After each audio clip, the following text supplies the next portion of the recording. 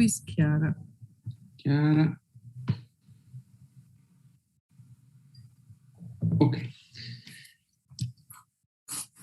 Buongiorno a tutti.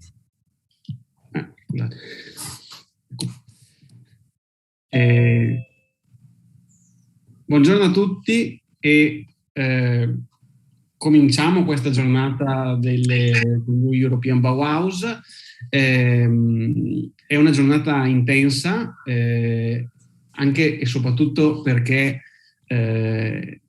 sapete molto bene, si sta svolgendo anche W.A.Ve tra il cotonificio e i magazzini. Oggi appunto ci sovrapponiamo con grande piacere anche a questo evento Iuav, e abbiamo quindi più eventi. Vedete dal sito Iuav che oggi avremo tre conferenze. È un grande piacere, chiaramente possiamo anche ampliare sicuramente la discussione che stiamo portando avanti in queste settimane con degli ospiti che vengono da tutto il mondo in realtà, ma anche, e ne siamo molto contenti, con degli amici e dei colleghi dello Iuav. Oggi li vedrete nei vostri schermi. Abbiamo Marco Ballarin, Daniele Ruggeri e la professoressa Fernanda De Maio, che partecipano a questa discussione con Marianne Krogh, curatrice del Padiglione Danese alla Biennale. È un grandissimo piacere, e quindi lascio subito loro la parola e procediamo con questa prima comunicazione. Grazie.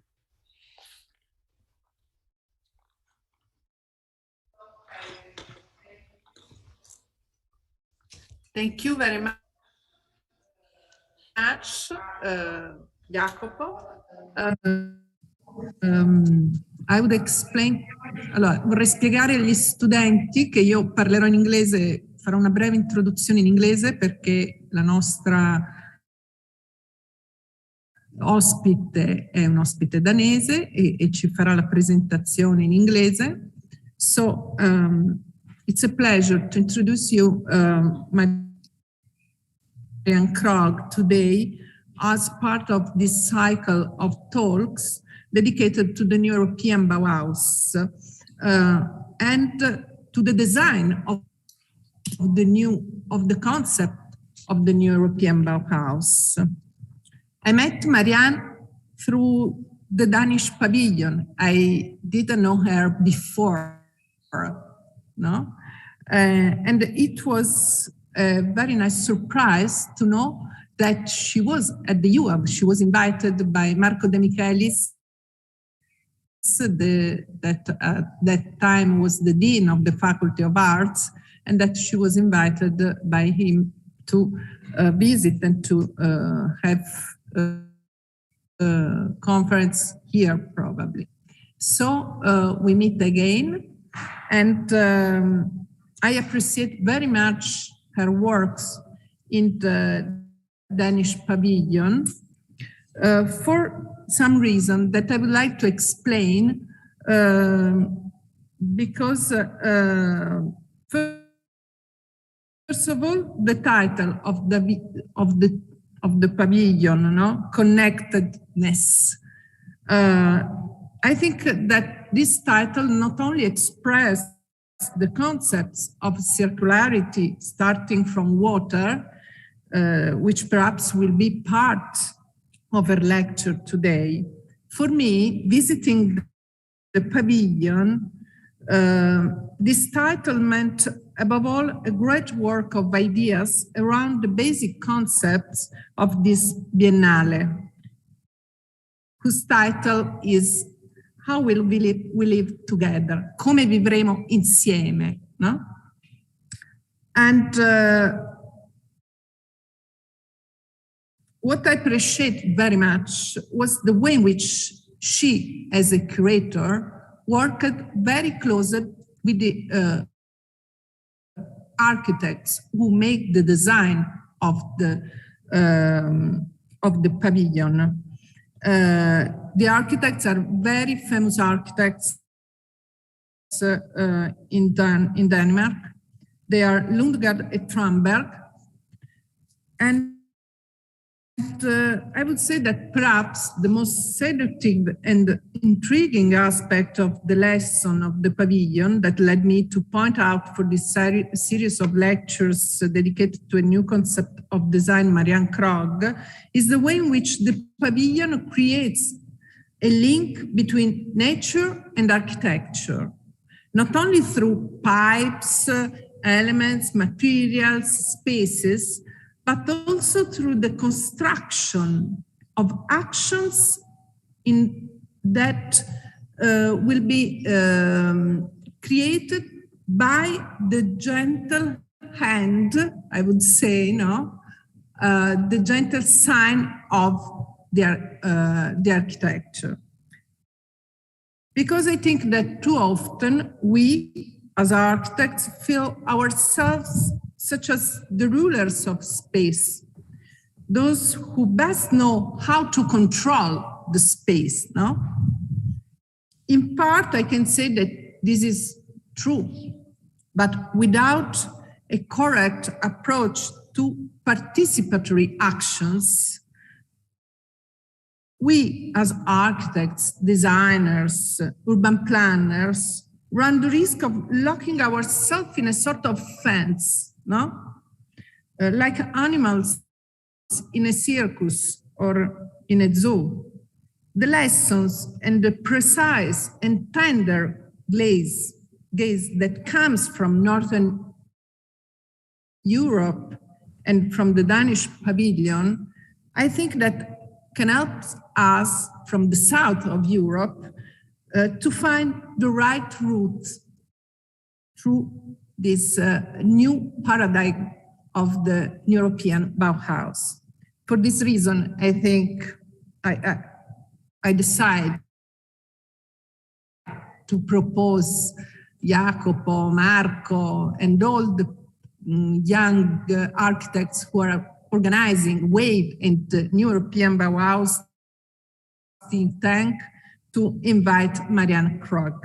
And I thank her very much for accepting the invitation. So I only give her the floor in the name of the New European Bauhaus motto, form follows the planet. Thank you, Marianne. It's up to you now. Okay, thank you very much. Thank you for the nice words and for inviting me. I'm very happy to be here. My name is Marianne Krogh, and I work as a curator and also as a book editor within the field of contemporary architecture and art. As an art historian with a PhD in architecture, I have constantly been trying to identify various ways of conceptualizing architectural space with inspiration from philosophy, sociology, anthropology, social sciences, literature, visual arts, etc.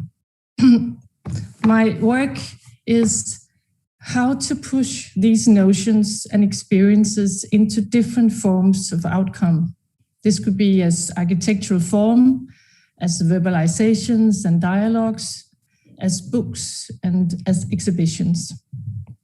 And I will show you some examples of this, as my current research is based on this idea of entanglement and connectedness, and the investigations of various forms that this can take, each with its own quality. And the latest example is the exhibition in the Danish pavilion in the Biennale, which is on view now. And I will introduce that in a few minutes. But let me start by sharing some images with you and telling you a little bit about the background of the project. So, let me see.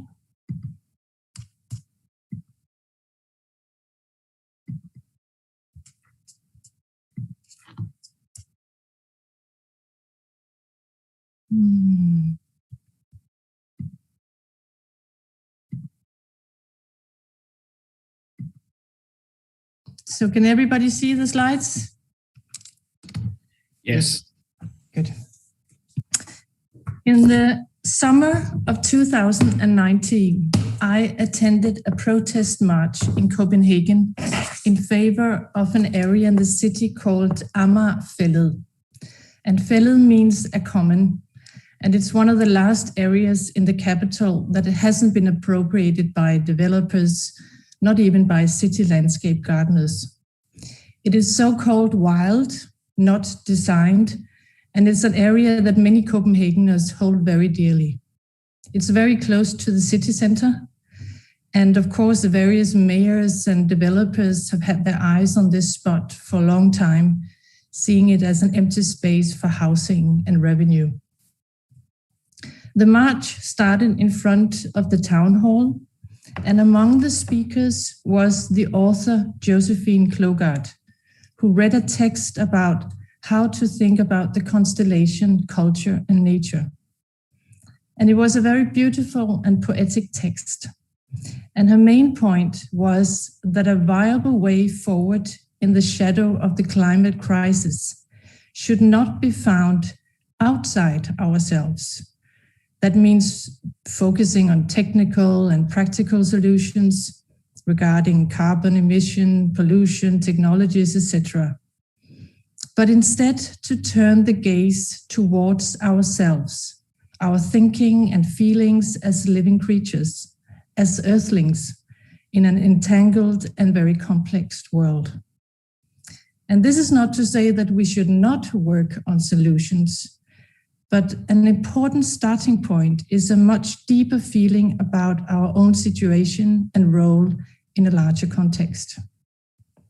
If we can feel, sense, and conceptualize a deep connectedness with everything around us, especially the so-called nature, we would understand that what we are doing to the biosphere, plants, animals, air, water, geological formations, and so on, we are also doing to ourselves. We are deeply connected, and any abuse is ultimately an abuse to ourselves. So when I heard this, I thought that here is something really important and very inspiring. It of course applies to the classical and modernistic culture-nature relationship, but it can fuel a wide range of structures and notions in our modern society. Just think about how we are entangled in extremely complex global and often invisible networks in our daily life. For example, just going to the grocery store in Manchester to buy bacon is an act which is intertwined with global transportation, farms and industries in Denmark, all the way to Brazil, where deforestation is taking place in order to produce corn for pigs.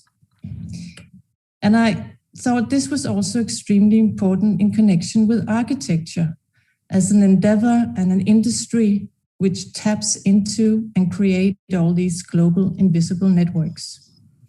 But also as a spatial practice, which has a huge and cultural deep impact on the life of everything on the globe. And I have to say, I do not see this as a romantic impulse. You know, if you can just feel the connection with nature, then everything will be peaceful and balanced. But rather as a feeling to practice, and which is something that will also reveal difficulties, dilemmas, conflicts, and even pain. But something that needs to be revealed.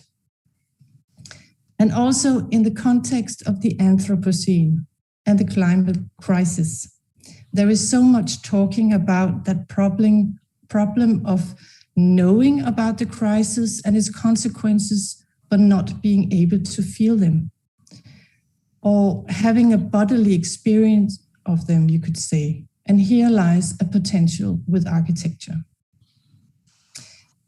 So this point, this experience, and this feeling of connectedness, you could say, is something that I took as a part of a point of departure for the architectural exhibition in the Venice Biennale in the Danish pavilion. Oops. I'm sorry, I have to check. Oh, here it is. I approached an architectural studio in Copenhagen called Lundgaard & Tranberg.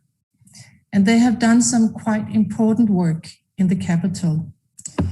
But this was not about their objects, so to speak, but about their, I feel, eminent capacity to work with the physical spaces in a phenomenological way, where focus is on movement, process, pulse, and so on. This is what we could call a common denominator for all life. And life is where we are all connected. I asked them if they, together with me, would make an exhibition which, first of all, had the idea of connectedness as a starting point. And two, if they could use the pavilion as the actual exhibited space and not just a container for something else. Here's a drawing of the pavilion. And I also told them that I would like to redefine habitual ways to make architecture exhibitions. Very often you show models, you have big graphics on the wall with a lot of explanatory text, etc. And I was not so interested in this, since we had to focus on the knowing and feeling instead of just knowing. And I wanted to fight the representational aspect. The actual thing is here. We are not pointing at the real thing somewhere outside. This is a picture from a previous exhibition in the Danish pavilion. And I just show it because this is sort of a typical example of an architecture exhibitions with a lot of information to read, a lot of objects to move around and study. And I wanted to challenge the idea of forefront and background, spatial hierarchies, and the taking in of information. And this resulted in a very long series of workshops with the architects over many, many months, and where we invited a lot of guests who could present their work with connectedness, be it the natural sciences, art, agriculture, psychology, food, and so on. Because nothing is outside, so to speak, and everything taps into something else. And here we see what this long process turned into. A pavilion that taps into the global circulation of water. Except for some very small amounts of water that enter our atmosphere from cosmos, then all the water which is here on our planet has always been here. It runs, it drops, it freezes, it melts, etc., but always in cycles. It carries time, geography, memory, disaster, and hope.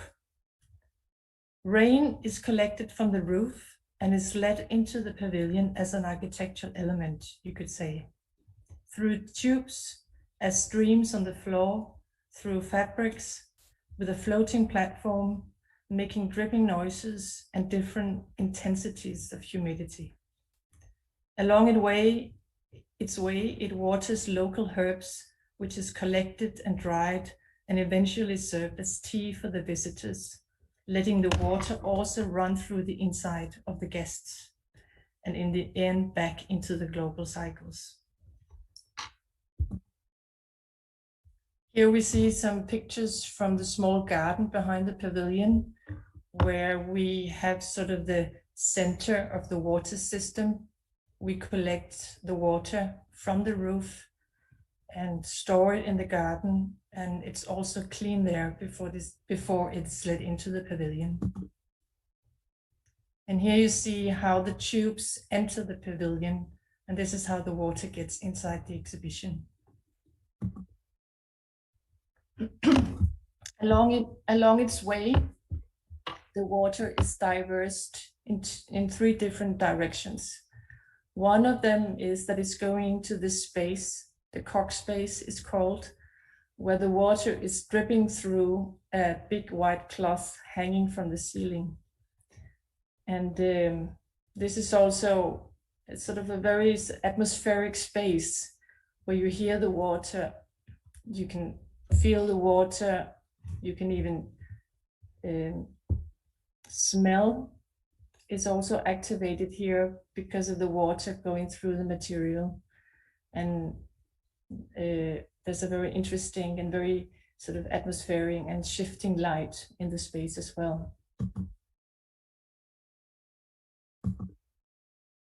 Another direction of the water is going to the other side, where it is watering the local herbs, which is growing here and which we use to making Iuav.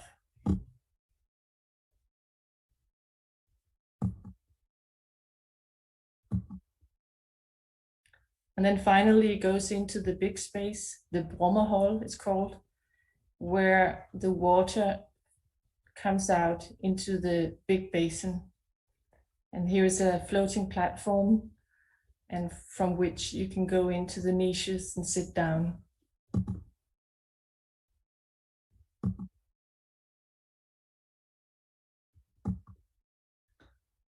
And eventually the water flows over, of course, and it goes onto the ground in the pavilion and back through the pavilion, floating on the floor in the stream, and back into the tanks in the garden behind the pavilion. And then again, it starts its circulation. So it's an ongoing, eternal circulation, you could say, getting its source from the rainwater outside.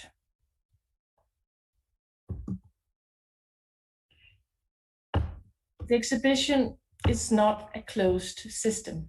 It is truly intertwined with the outside conditions, so that when there is heavy rain, the water will be more potent and powerful inside. And likewise, you will feel inside when it hasn't been raining for a long time. The inside and outside is connected, and the border between the outside world and the pavilion is more a matter of intensities than of an opposition between reality and representation. And this is why we have this sentence at the entrance of the exhibition, saying that the world is one cyclic system which we all create together. It's very important to say that this is not a space where we propose this is where circulation exists, because circulation is everywhere, of course. And in a way, we sort of focus on that or highlight that in the exhibition, but they are truly and deeply connected. The local herbs are thyme, lemon, verbena, and lavender, and many more. And they grow along water channels and in wet areas in the outskirts of Venice. And it's not a cafe where you get a cup of tea. You could say that the guests are co-hosts, as they are also able to help pick the leaves and engage with the hosts in grinding and making the tea.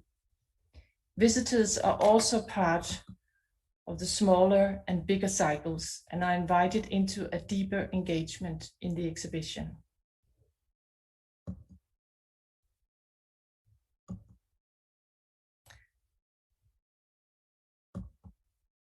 The water system, that is the collecting of the rainwater, which is led through pipes and channels, is also sand clean in our reservoir before it's led into the building.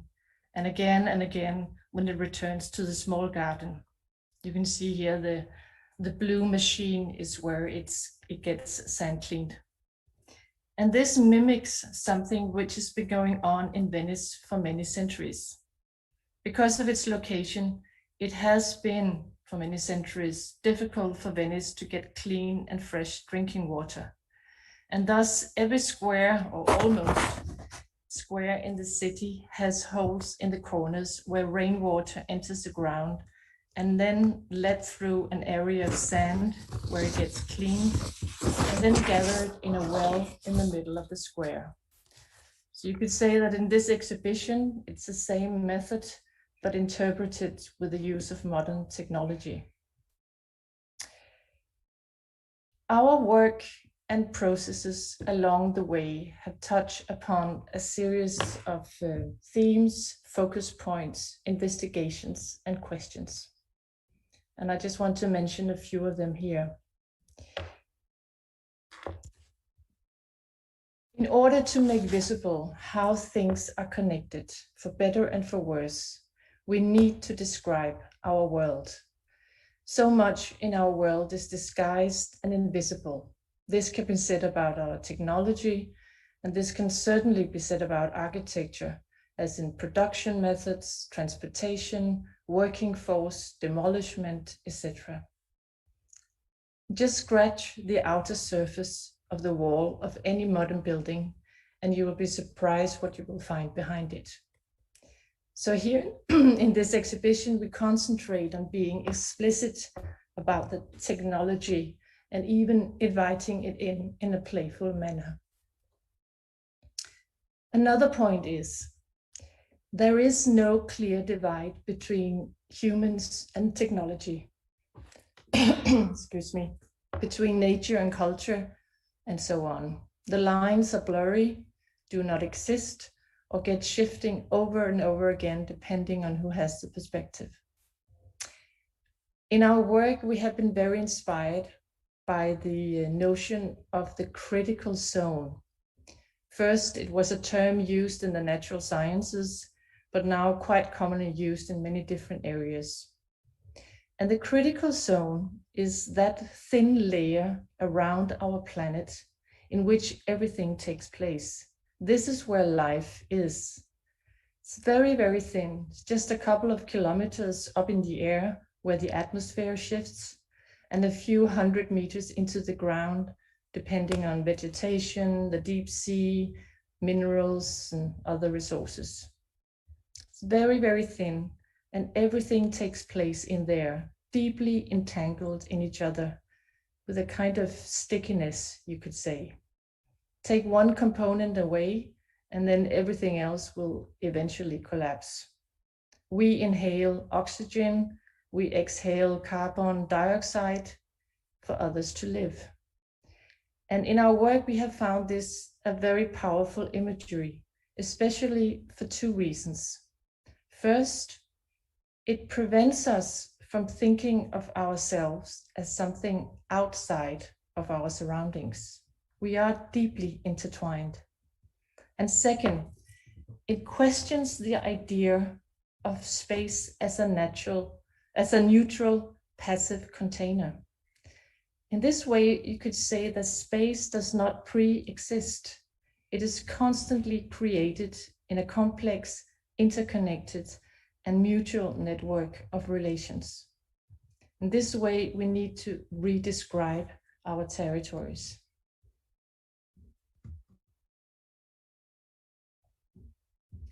We have also been very interested in the notion of care. Care for a broken planet, care for all earthlings, and care for the visitor and everything else. The whole notion of considering this research of Lynn Margulis, for example, regarding evolution through symbiosis and coexistence, by association and not by exclusion or survival. That is something that we have discussed a lot in our sessions. So therefore, we have also tried to use recycled materials, local materials and workforce to care for where the materials go after the end of the exhibition, and in general to shift the direction of our care away from the expensive materials, the object, and towards the care that is given to its presentation in a space that is created with the visitors. The central core of the exhibition is not objects, but the people, life, everything living. So for example, the wood that we use to cover the floating platform in the big space is a wood which was given to us from a gymnastic hall, a floor which they didn't use anymore. And also all the cups that we're using for the tea for the visitors are just cups that we got from the Red Cross and the Blue Cross, and they all come from different private homes, which I think is very nice because they carry so many stories and will now enter into new stories in this exhibition. And again, when the exhibition ends, and we try to redistribute them again. And finally, this is also something which has something to do with the global commons. Water is both strong and delicate commons. And in many parts of the world, there is not enough drinking water. There are floods, ice caps are melting, oceans rising. Just the way we use water in Denmark, for example, the amount and the attitude towards it would require 4 planets if everybody lived that way. And that is, of course, not sustainable. It's a precious commons, deeply political. And on top of that, it appeals to our senses of touch, of sound, of smell, of gaze. And who knows where it has been before. So it opens up as well to our magical capacity to imagine, to hope, to memory and longings. And it stimulates us to think that the world could be in so many ways, not just like this. In a few moments, I will show you a film, a very short one, that I made of the exhibition Connectedness together with a film director. But before I do that, I will briefly touch upon the book that I made in connection with the exhibition and the theme of connectedness.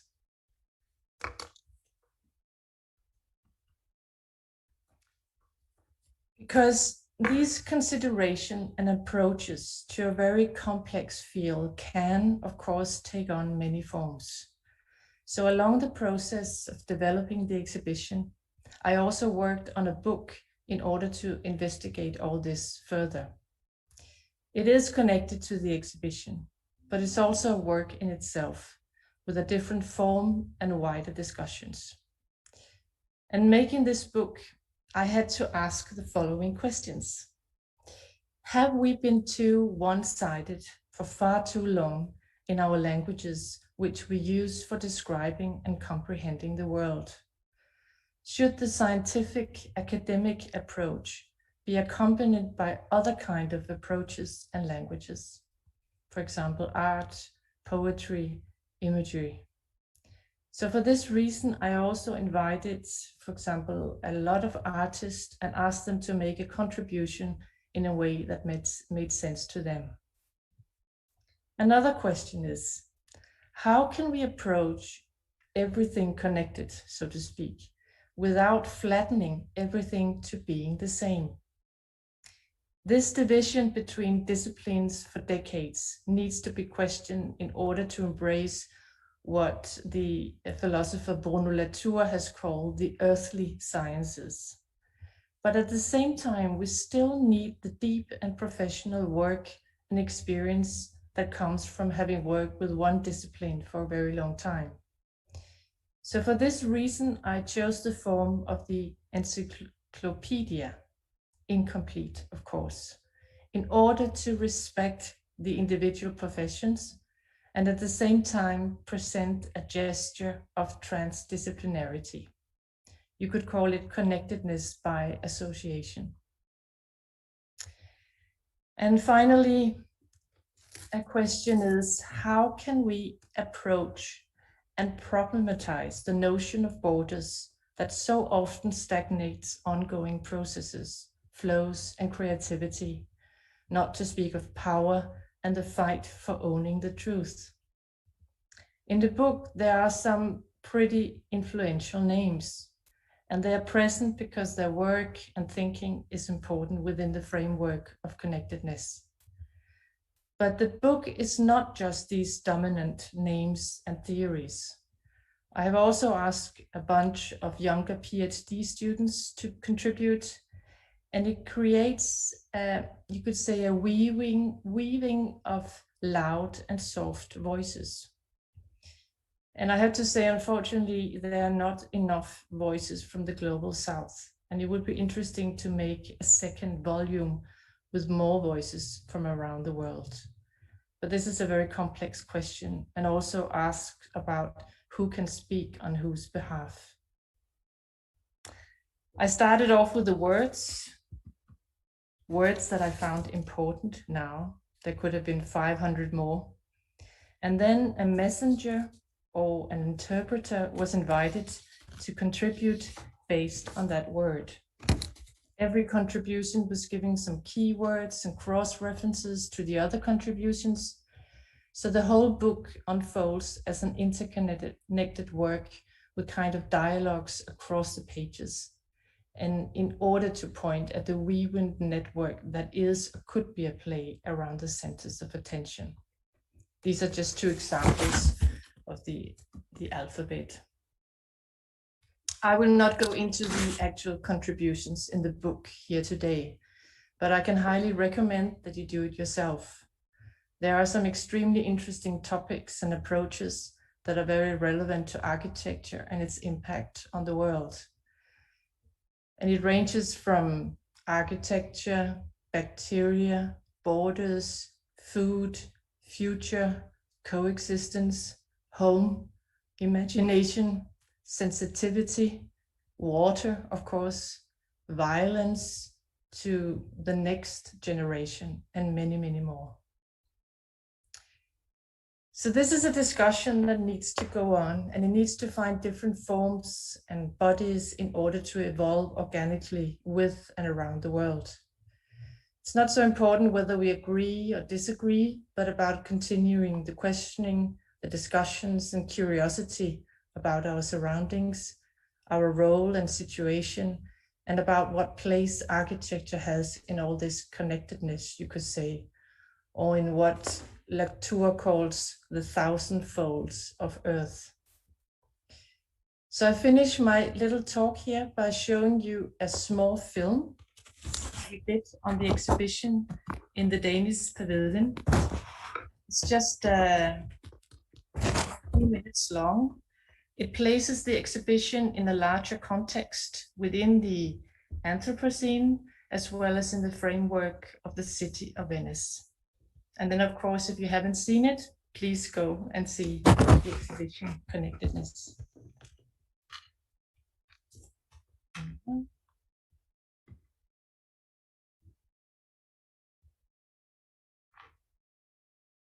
Hello, hello. Can you hear me all right? Hello. Hello. Can you hear me? Hello?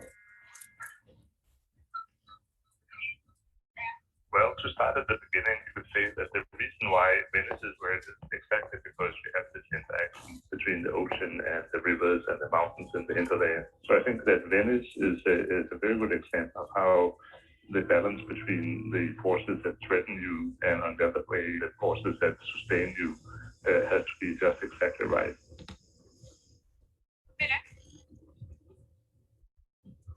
The human search for meaning and the importance of meaning for our cultural evolution.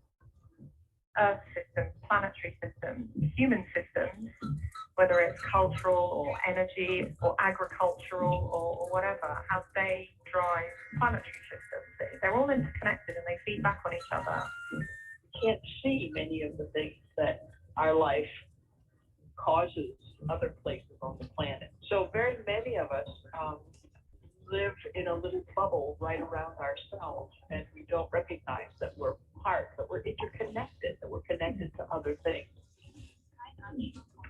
Well, clearly our impact on nature, on the natural systems, is driven by our desires and not by our needs. If we were only driven by needs, we would have a much, much lesser footprint on the planet. Venice is a really interesting example of where the human and the non-human are meeting, you know, with the water coming up to the canals and rising water tables and rocks eroding, yet at the same time, that amazing historical venture to build a water city. Well, this is the time of reckoning, isn't it?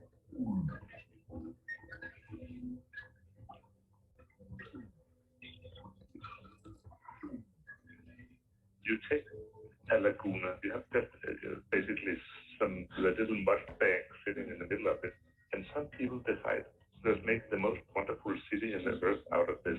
And that is, that shows you what humans are. Humans have these aspirations, and they are what brings us into trouble, but it's also those aspirations that will get us out of trouble again.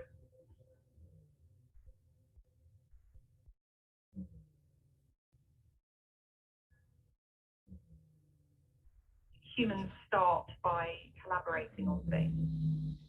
We're completely dependent on each other. None of us could survive alone.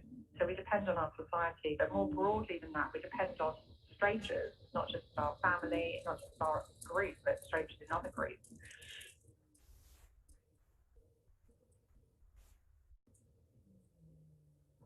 We've been driven throughout human history since we evolved by this need and this impulse to harness as much energy as we can. We really need to ensure that other life on Earth can also survive.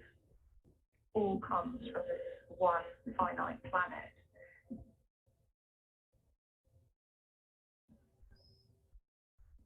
We're pushing these systems to such a level that they're not going to be able to support. Culture is enormously important, and if we're going to have a new relationship, a better relationship with the world around us, we're going to have to be looking at changes in culture.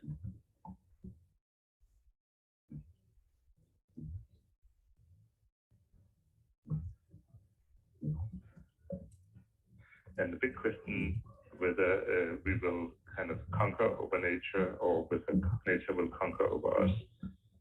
I think that nature will always win in the end. Nature will win. I guess maybe the big philosophical question is, when does human activities end and where does nature begin? I think that we are part of nature, and the earlier we realize that nature, that's us, that better will our chances be to extend our time as civilizations on Earth.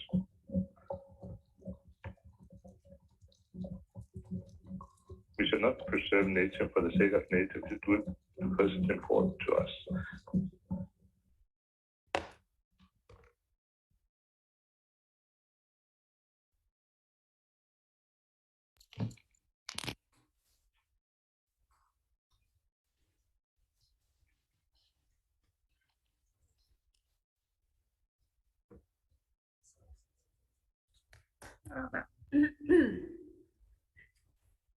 Thank you very much.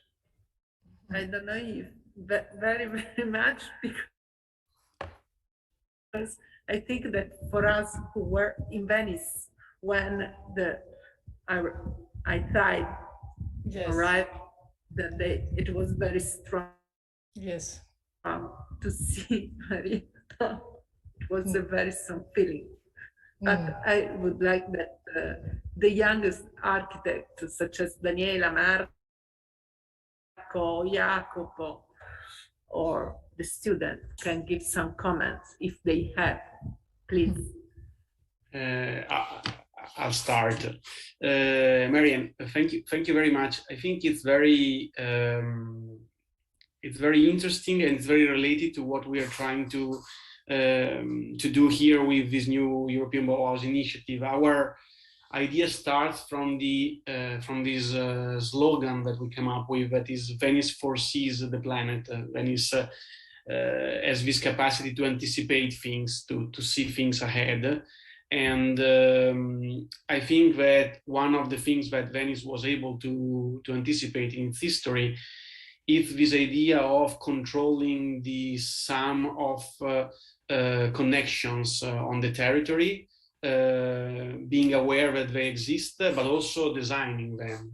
The Republic went on for centuries out of the idea that it was possible to control the flow of the water on a territorial scale, to control the growth of the trees, to control the transformation of the trees into industries and so on.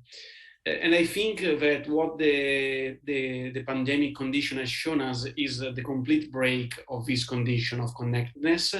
The connections have become so big that if we cut one branch, it becomes impossible to reconstruct the whole network. And so I don't know if it's a question, but my concern about this is I see this very clearly as a micro model of something that could be applied on a much larger territorial scale in Denmark, in Italy, wherever around the world. What's your take on this idea of connectedness as an engine for territorial transformation? How do you think that this concept could inform the processes of territorial transformation that we need to be building in the near future? Well, I think the idea of connection is very, very deep. So in a way, as you said, the pandemic made many of the global connections sort of collapse. So, you know, if you've ruined in some parts and then the other parts collapse and so on. But in a way, these are just systems that we have built up and they can be changed. And this is also why I say that the first step is actually to describe the world and see if things are working in a sustainable and ethical way that we can imagine for the future. So the pandemic breaks down these connections, but in a way the pandemic showed that there is a connectedness which is deeper. We are connected, and this is for better and for worse. In this connection, it was for worse because it has been such a traumatic experience, but these connections are also very invisible and very difficult to control. So I think describing and making visible is one first step before moving ahead. And having a wide range of discussions and projects on how are we connected, us and the world around us, and the nature and the habitats and the coexistence with other living creatures. And so if this is something we can feel and develop different languages for, I think we have a way forward instead of just making external solutions in trying to sort of repair what's going wrong right now. And you said this about it could have wider implications in other countries. And so I have actually been asked by many people if I could imagine doing the exhibition in another place in the world. And I would say no and yes. No, because this is an exhibition which has been created for that specific site and that specific context of Venice and that building and everything. So, but yes, because it's an approach that could be repeated in other places, but maybe it shouldn't be water. Maybe could be air in India or something like that. So I think we sort of need not to focus on materials, but approaches and bodily situatedness. I don't know if that's an answer to you.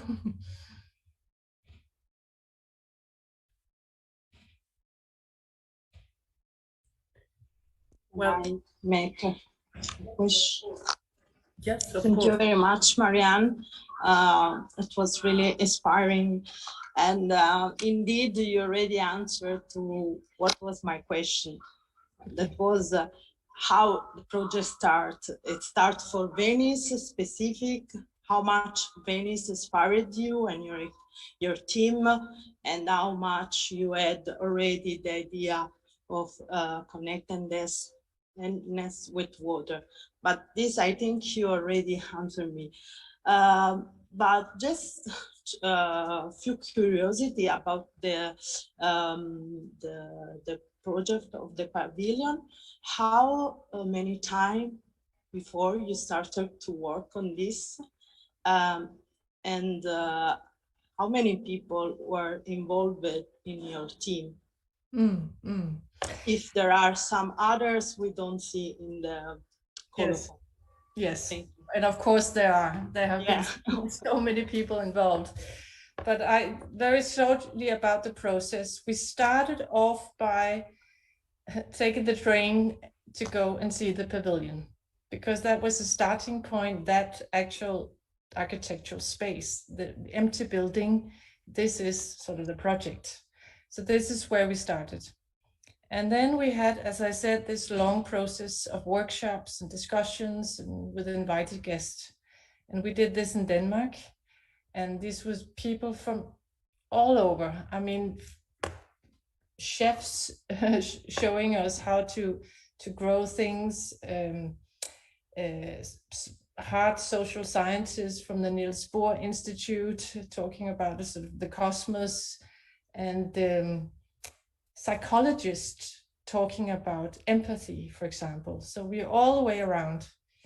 And this was extremely inspiring, but in a way, it also frustrated the architects in the end, because there was so much information and so much inspiration, and so much knowledge and so on. And this is the big and very crucial question in making an exhibition, how to transfer or transform all this knowledge and inspiration into a form. Because we were not really talking about water. We were a little bit talking about water, but also the other natural elements and other aspects. But the architects, I sort of invited the people, facilitated the discussions and so, but the architects made the transformation into an actual form. And this, as I just presented to you, included a lot of people, all the guests, and the whole architecture company, which has about 100 people. Of course, not all were involved, but many people were part of these discussions. And actually, they have told me that this process has also completely transformed the architectural studio today, because now they have another way of working and another way of discussing with each other. So this is quite nice, I think.